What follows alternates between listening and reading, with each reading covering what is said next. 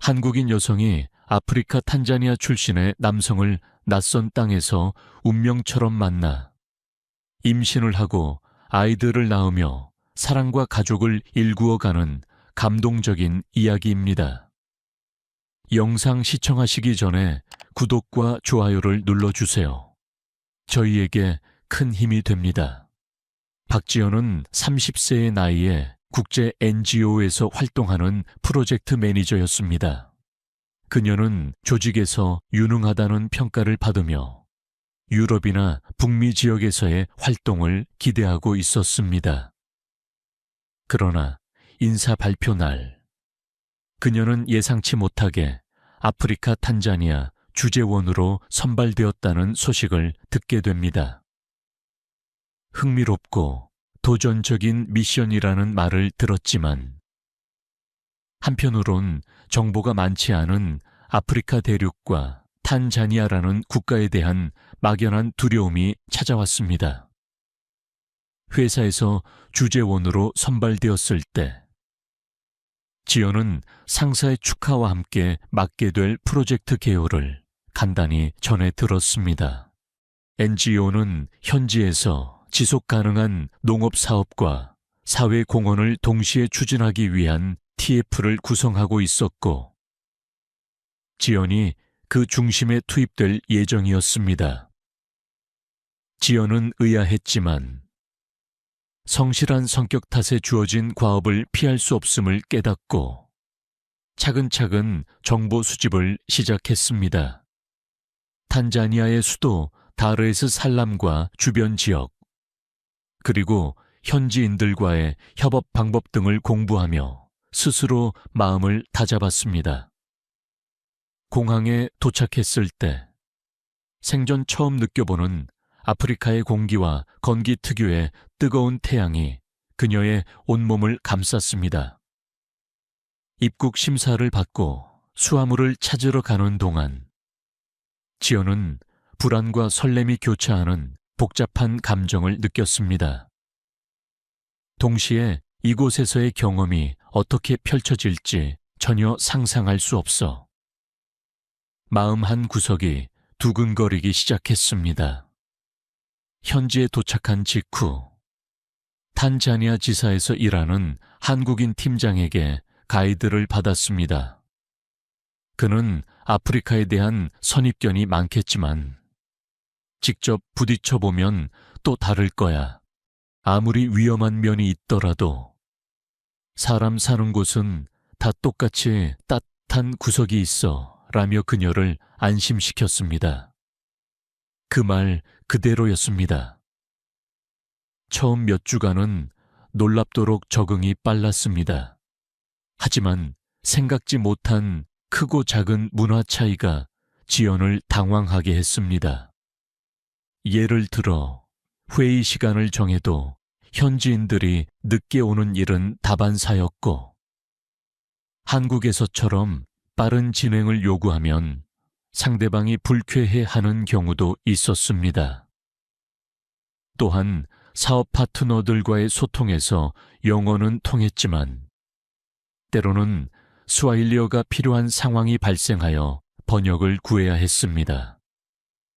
게다가 치안 문제도 지연의 신경을 바짝 곤두세게 만들었습니다. 곳곳에서 소매치기나 절도가 일어난다는 경고를 귀에 못이 박이도록 듣고 다녔습니다. 이렇듯 처음엔 낯설고 위험해 보이기만 한 탄자니아였지만 지연은 점차 주변 사람들과 공간에 익숙해져 갔습니다. 퇴근 후엔 현지 직장 동료와 함께 전통 요리 우갈리나 니아마 초마를 즐기며 새로운 맛에 도전했습니다. 가끔 다르에스살람 외곽에서 열리는 전통 춤 공연도 구경하며 흥겨운 비트에 몸을 맡겨본 적도 있었습니다. 그 모든 것이 지연에게 삶의 폭을 넓혀주는 값진 경험이었습니다.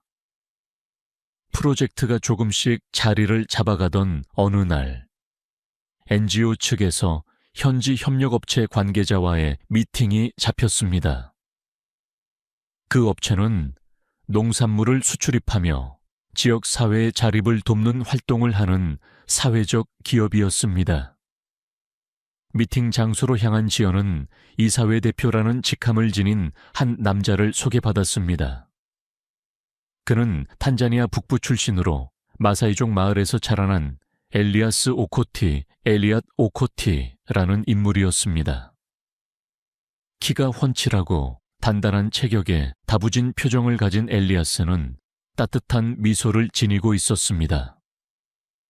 그는 억양이 있지만 유창한 영어로 지연을 반겼습니다. 간단한 인사 이후 사업 이야기를 시작했는데 엘리아스의 말투는 진솔하고 직관적이었습니다.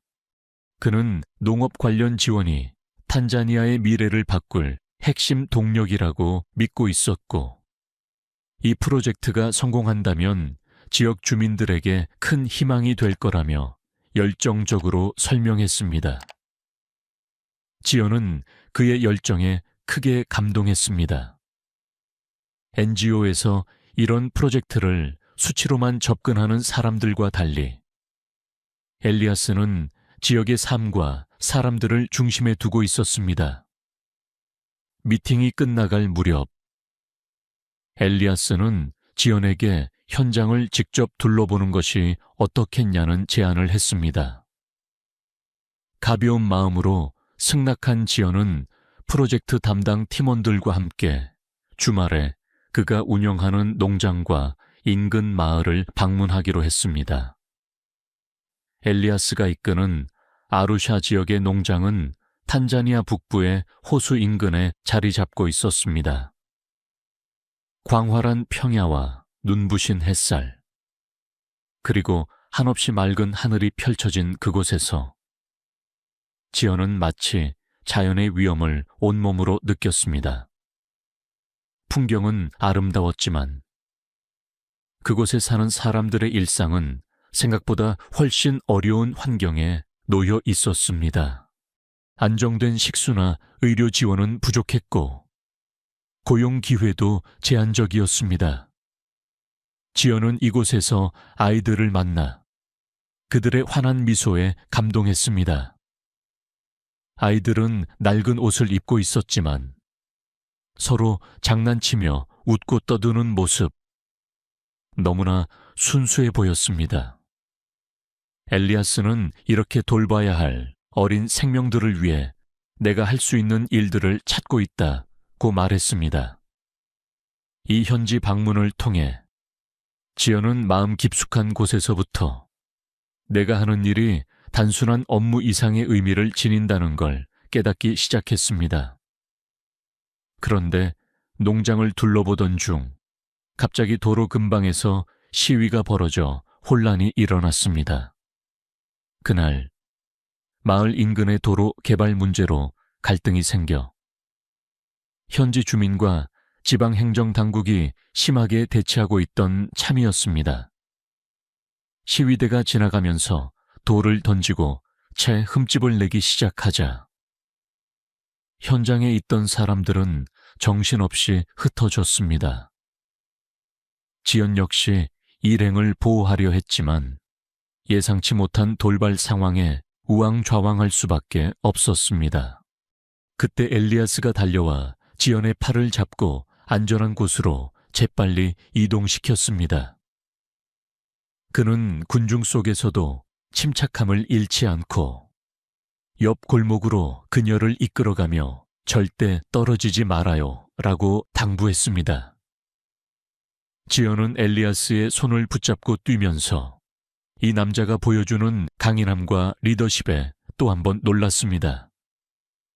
위험한 상황에서 벗어난 후 임시 대피소로 마련된 지역 마을 회관 한쪽에서 지연과 엘리아스는 잠시 숨을 고르며 대화를 나눴습니다.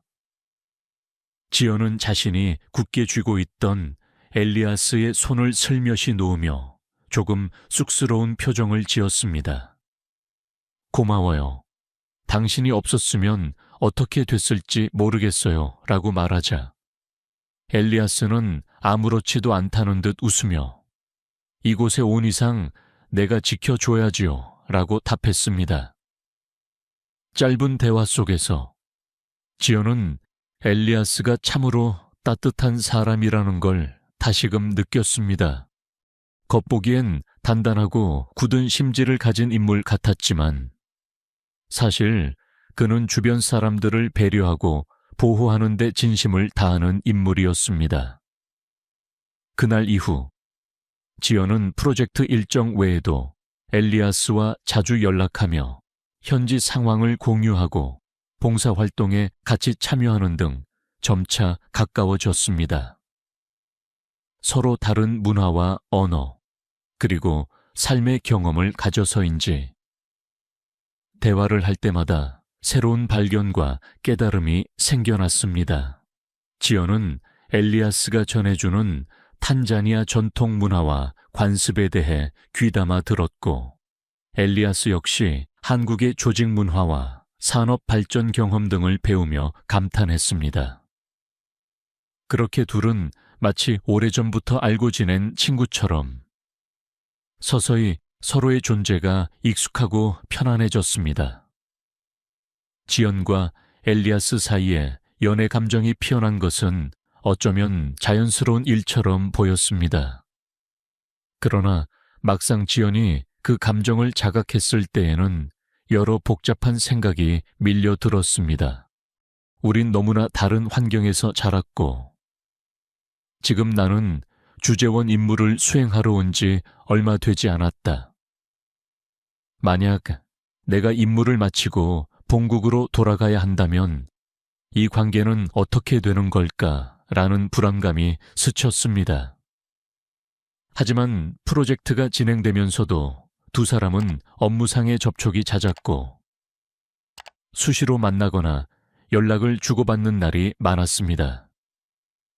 그러다 보니 감정을 숨기는 것은 거의 불가능에 가까웠습니다. 엘리아스도 지연이 걱정하는 바를 이해하면서도 누군가를 사랑하는데 국경이 무슨 상관이 있나요? 라며 솔직한 본심을 털어놓았습니다. 결국 둘은 공식적인 연인이 되기로 결정했습니다. 지연의 동료 몇몇은 은근슬쩍 만류하기도 했지만 그 누구도 이 사랑을 직접 막을 순 없었습니다. 한국에 있는 지연의 가족에게는 차마 바로 이야기할 용기가 나지 않아 일단 아프리카에 좋은 친구가 생겼다며 감정을 살짝만 흘렸습니다. 연인 관계로 발전한 뒤 지연과 엘리아스는 더 많은 시간을 함께 보냈습니다. 업무가 없는 주말이면 둘은 가까운 자연공원이나 다르에스 살람 교회를 돌아다니며 식사도 하고 지역 커뮤니티 센터 봉사활동에도 함께 참여했습니다. 그 과정에서 지연이 본 엘리아스는 더욱 깊고 따뜻한 사람이었습니다. 어린 시절 극심한 가난 속에서도 장학금을 받아 대학까지 진학한 이후 고향 마을로 돌아가 농업 관련 사업을 시작한 그의 삶은 그 자체로 사람들에게 귀감이 될 만했습니다. 하지만 지연이 한국에 있는 부모에게 연애 사실을 털어놓았을 때 예상대로 부모님은 충격을 받았습니다. 탄자니아, 아니, 아프리카라니, 너 괜찮은 거니? 라는 걱정과 동시에 결혼이라도 한다면 어쩔 셈이냐? 라는 불만 섞인 목소리도 들려왔습니다. 지연은 차분히 부모를 설득하려 노력했지만 한 번에 쉽게 풀어질 문제가 아니었습니다.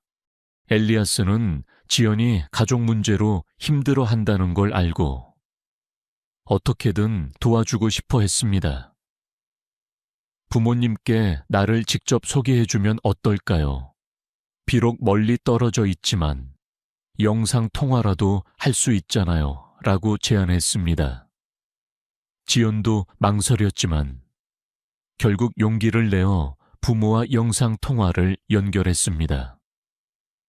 처음엔 어색한 인사가 오갔지만 엘리아스가 유창한 영어로 당신의 딸은 정말 똑똑하고 훌륭한 사람입니다. 저는 그녀가 자랑스럽습니다라고 말하자 지연의 부모도 조금씩 마음을 여는 듯 보였습니다. 완벽하지는 않았지만 최소한 이 사람이 정말 진심으로 지연을 아끼는구나라는 사실만은 전달된 것 같았습니다.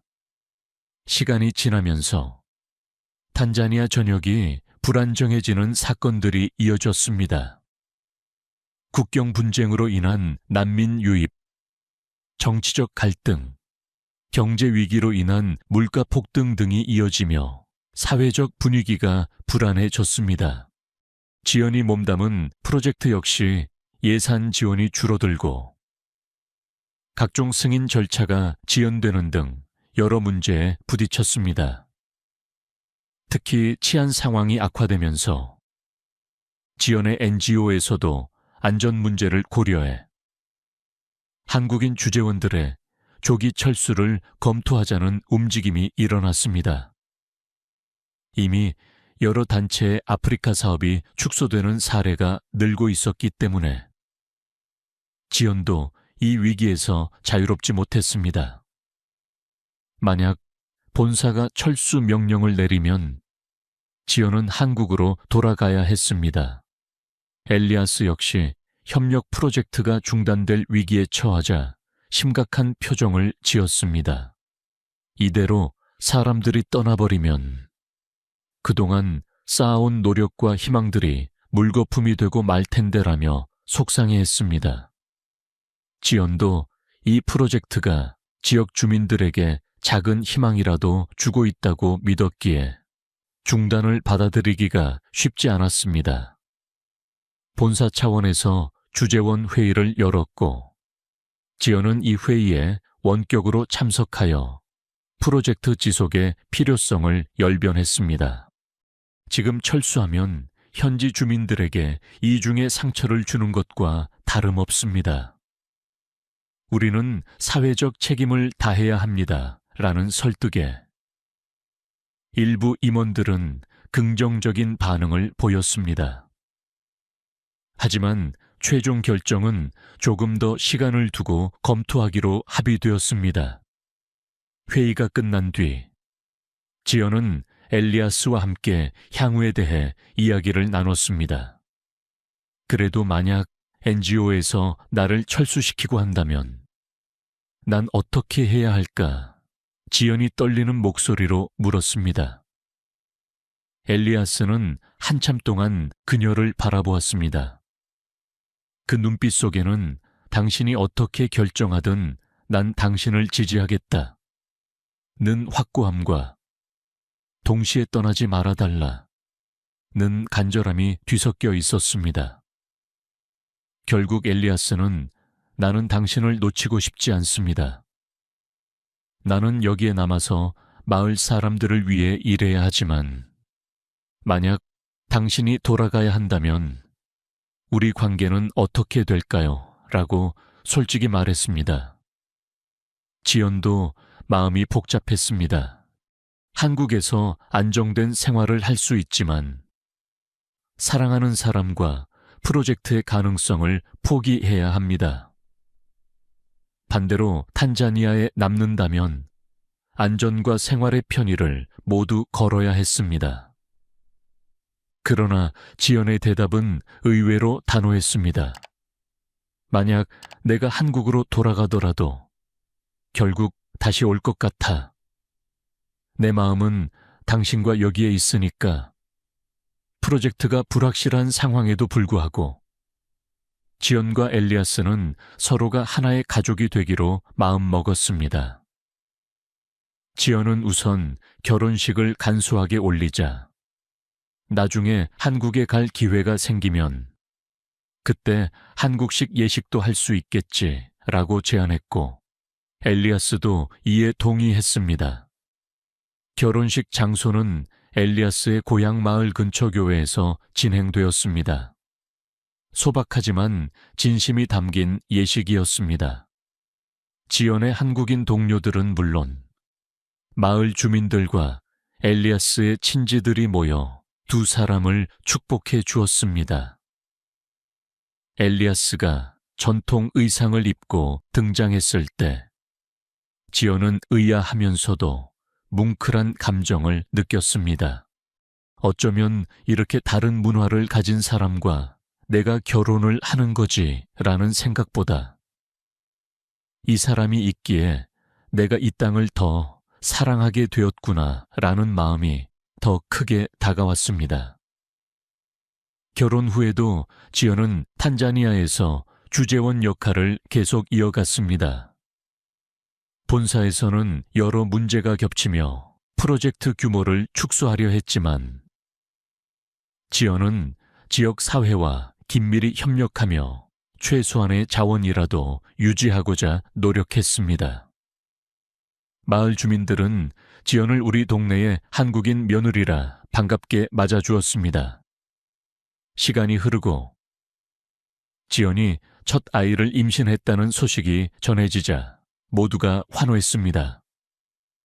한국과 탄자니아의 피가 섞인 아이가 태어난다는 사실은 마을 사람들에게도 특별하고 경이로운 사건이었습니다.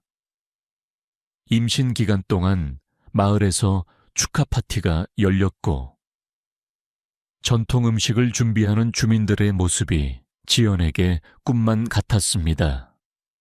아이를 출산하는 과정은 쉽지 않았습니다. 탄자니아 현지 병원 시설이 한국보다 부족한 부분이 있었고 임신 말기에는 여러 가지 합병증 우려도 있었습니다. 하지만 엘리아스와 마을 주민들 그리고 지사 직원들의 전폭적인 도움 속에 지연은 무사히 아들을 출산했습니다. 아이에게는 양국의 문화를 상징하는 이름을 주기 위해 고민하다가 한국식 이름인 미노와 마사이족 전통 이름 키토를 함께 붙였습니다. 모두가 염원했던 새로운 생명의 탄생은 지연과 엘리아스에게 말로 표현할 수 없는 벅찬 감동을 안겨주었습니다. 가족이 된 이후로 지연과 엘리아스는 새로운 도전에 맞섰습니다. 아이 하나를 더 낳은 것입니다. 첫째를 돌보느라 분주한 시기에 지연은 다시 임신 소식을 전했습니다. 이제는 조금 더 경험이 쌓였고 주변의 도움 역시 풍부해졌기에 두려움보다는 기쁨을 나누었습니다. 마을 사람들도 덩달아 즐거워했습니다. 두 아이를 키우면서 지연은 탄자니아의 사회 문화적 특성을 더욱 깊이 이해하게 되었습니다. 특히 확장된 가족 개념이 강한 탄자니아의 전통 문화 속에서 마을 전체가 아이들을 함께 돌봐 주려는 모습이 감동적이었습니다. 아이가 울거나 보채면 이웃이 먼저 달려와 달래주며 너는 이미 이 마을의 아이이니 모두가 너를 키워줄 거야라며 웃어주곤 했습니다. 이런 경험은 지연에게 큰 배움을 주었습니다. 나 혼자만의 삶이 아니라 결국은 공동체가 함께 살아가는 것이구나 라는 깨달음. 그동안 한국에서 바쁘게 일만 해왔던 지연은 이곳에서 더욱 풍성한 인간관계를 만들어가고 있었습니다. 엘리아스 역시 지연을 보며 너는 이제 진짜 이 마을 사람이 되었네. 내가 배울 점 많아 라고 격려했습니다. 지연과 엘리아스는 함께 원주민 마을을 위한 봉사활동을 확대하기로 했습니다. 둘은 NGO의 프로젝트를 넘어 개인적으로도 아이들의 교육을 위해 작은 도서관을 만들어주는 캠페인에 착수했습니다. 노트와 교과서, 간단한 학습 자료들을 모아 아이들이 언제든 학습할 수 있는 공간을 마련하자 마을 사람들은 환한 미소로 고마움을 표했습니다. 또한 지연은 한국의 지인들과 연결해 중고 태블릿 기기나 전자책 리더 등을 기부받아 현대 기술과 전통 문화가 공존하는 학습 환경을 제공하고자 노력했습니다. 이 과정에서 몇몇 한국인 후원자들이 아프리카라고 해서 무조건 불쌍하거나 도움만 받아야 하는 곳이 아니다라는 사실을 깨닫게 되었고, 탄자니아와 교류가 활발해지는 긍정적인 효과도 생겼습니다. 두 사람은 종종 한국을 방문해 지연의 가족을 만나기도 했으며, 엘리아스는 한국의 문화에 대해 공부하는 열정을 보였습니다. 그는 김치를 처음 맛보곤 매운맛에 혼비백산했지만 곧 한국 음식에 익숙해져 나중에는 삼겹살과 된장찌개를 즐겨 먹게 되었습니다. 지연의 부모도 시간이 지날수록 엘리아스와 손주들에게 정이 들어 이젠 어디서 살든 함께 행복하기만 하면 된다는 응원을 해주게 되었습니다. 시간은 흘러 두 아이가 어느 정도 자라게 되자 지연과 엘리아스 사이에서는 또 한 번 기쁜 소식이 전해졌습니다. 셋째 아이를 임신한 것입니다. 사실 둘은 더 큰 가족을 만들고 싶어 했고, 마을에서도 아기 소리가 더 많이 들리면 우리 마을도 더 활기찰 거야 라며 응원을 보냈습니다. 지연은 이번 임신이 더 큰 책임감을 의미함을 알고 있었습니다. 이제는 단순히 NGO 프로젝트 매니저의 역할을 넘어 마을의 일원으로서, 엄마로서, 동시에 다문화 가정의 한 축으로서 살아가는 일은 더 큰 도전이 될 수밖에 없었습니다. 하지만 그녀는 이미 이곳에서 얻은 사랑과 배움이 있었기에 그 모든 과정을 포용할 준비가 되어 있었습니다. 엘리아스 역시 셋째 아이가 태어날 미래를 생각하며 더 활발히 사업과 봉사활동을 이끌었습니다. 이미 안정된 농업 기반에 더해 지역 특산물을 해외 시장에 소개하는 온라인 플랫폼도 마련하고 있었습니다. 우리 아이들이 성장하는 세상은 더 나아지길 바라요. 그리고 그 세상을 우리가 직접 만들어 나가야겠죠. 라는 그의 말에 지연 역시 공감했습니다. 지연과 엘리아스, 그리고 그들의 새 아이가 만들어갈 미래는 아직 오롯이 펼쳐져 있지 않습니다. 그러나 분명한 것은 이들의 선택과 노력, 그리고 사랑은 이미 많은 이들에게 커다란 감동과 희망을 선사하고 있다는 사실입니다. 한국에서 온 지연과 탄자니아 마사이족 출신 엘리아스가 함께 뿌리내린 이 마을은 이제는 우리 가족의 고향이라는 표현으로도 부족할 정도로 살가운 공간이 되었습니다. 현지인들은 그들을 가족이라 부르고, 이들은 또 다른 가정들과 협력해 더 큰 변화를 꿈꿉니다. 지연이 처음 느꼈던 불안과 두려움, 그리고 엘리아스가 짊어졌던 책임감과 고민은 이제는 사랑과 희망으로 치환되어 새로운 세대에게 전해질 자양분이 되고 있습니다. 아프리카와 한국이라는 서로 다른 뿌리를 가진 두 사람이 만나 서로를 온전히 이해하며 이룬 가정, 그 속에서 태어나 자라는 아이들은 인종과 언어, 문화의 경계를 초월한 존재로 성장할 것입니다. 그리고 이 가족은 앞으로도 더욱 많은 것을 나누고 더 큰 사랑으로 세상을 바라보리라 믿어 의심치 않습니다. 다시 돌아보면 지연과 엘리아스의 이야기는 단순한 사랑 이야기가 아닙니다. 국경, 언어, 인종, 그리고 문화의 차이를 뛰어넘는 휴머니즘의 실천이자 이 세상 어딜 가든 결국 사람 사는 곳이라는 평범한 진리를 증명하는 과정입니다. 둘은 결혼을 통해 사랑을 완성했을 뿐만 아니라 그 사랑의 결실인 자녀들과 함께 세상에 새로운 가능성을 보여주고 있습니다. 이렇게 서로 다른 두 사람이 걸어온 길은 결코 순탄치 않았습니다. 그들은 정치 경제적 위기와 가족의 반대, 문화적 충돌과 안전 문제 등 숱한 시련을 겪어야 했습니다. 하지만 그 모든 것을 헤쳐나가게 만든 힘은 결국 함께하겠다는 굳은 의지와 사랑이었습니다. 이제 셋째 아이가 곧 태어날 이 가족은 이미 마을 주민들에게도 소중한 존재입니다. 아이들의 웃음소리에 사람들이 모여들고 지연과 엘리아스가 함께하는 봉사 프로젝트에 기쁜 마음으로 참여하려는 이들이 늘고 있습니다. 그들은 매일 서로에게 그리고 지역 사회에 배움을 주고받으며 성장합니다. 이 이야기가 줄 수 있는 메시지는 명료합니다. 결국 사랑이 모든 것을 가능케 한다는 진리가 국경과 인종을 뛰어넘어 펼쳐지고 있습니다.